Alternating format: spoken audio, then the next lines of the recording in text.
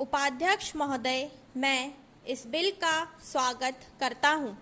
मुझे दुख है कि कई माननीय सदस्यों ने, जिन्होंने पता नहीं किस कारण से कहा, तो यह कि वे इस बिल का स्वागत नहीं करते हैं, लेकिन वास्तव में इसका विरोध करने का उन्होंने प्रयत्न किया है। Para change. आखिर इस बिल में कौन सी ऐसी चीज़ है जो कि हिंदी को कोई एक विशेष स्थान दिलाती है? मैं पहले ही इस चीज़ को साफ कर देना चाहता हूँ कि मैं उन लोगों में से नहीं जो कि हिंदी के लिए कोई विशेष स्थान चाहते हैं।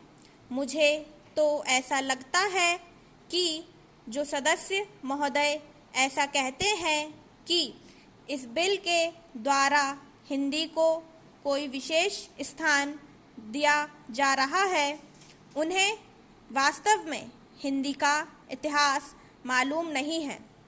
हिंदी कुछ उन लोगों की भाषा है जो राष्ट्र विचार के थे, जिनका कि राष्ट्र आंदोलन में बहुत हाथ था। उन्होंने इसका प्रचार किया।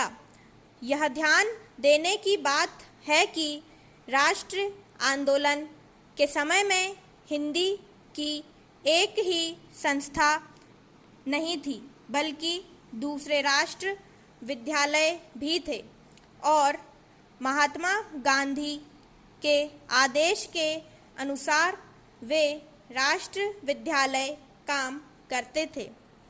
उनके द्वारा भी कुछ डिग्रियां और उपाधियां आदि बांटी जाती थीं। Para change.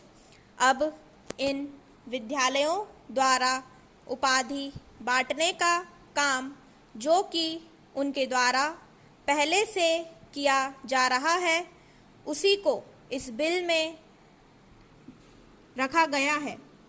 मेरी समझ में नहीं आता कि कैसे कुछ लोग यह समझ लेते हैं कि इस बिल द्वारा हिंदी को कोई विशेष स्थान दिया जा रहा है।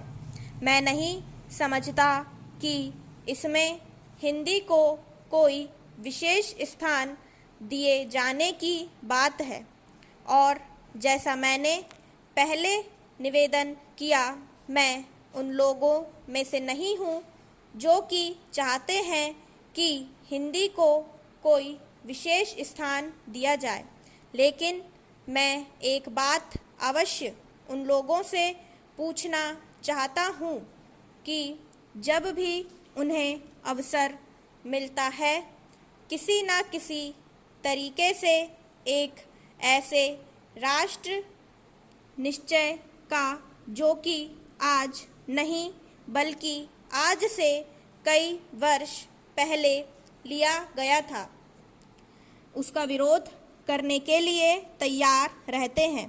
संविधान में राजभाषा के संबंध में स्पष्ट व्यवस्था दी हुई है, तो भी मेरे यह मित्र उसका विरोध करने का प्रयत्न करते हैं।